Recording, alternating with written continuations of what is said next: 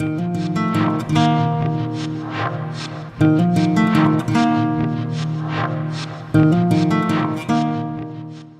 one thing to point out your opponent's flaws, as you should in a political campaign. You should point out their inaccuracies, you should point out their political record, but it's quite another to blatantly lie and defame them.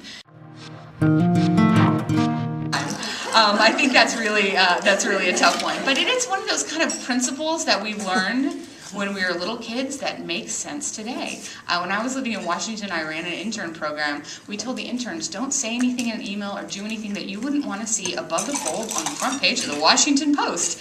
And that's how I try to keep that in mind. Do I do it all the time? Of course not. I have friends in this room. You know that I like to gossip once in a while. But we have to keep in mind as professionals, as communicators, that we shouldn't say in private or in the confines of an email conversation that we think is private what we wouldn't want said in public.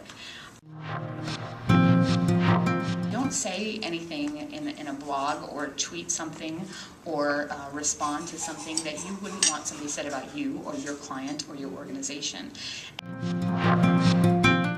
I think it's people who need to be authentic and share their values, but it's also companies. We have great examples of companies like Chick-fil-A, whose owners close on Sunday so employees can have a day of rest. Companies like HEB, who give back to the communities that they're involved in.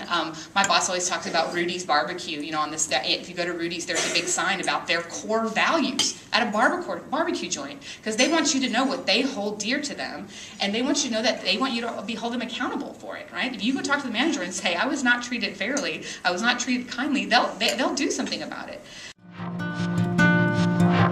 The ability to craft words that make people laugh or make people cry or call them to action, to vote, or to rally against something or to give money, that's a powerful thing that not a lot of people get to say they can do on a regular basis.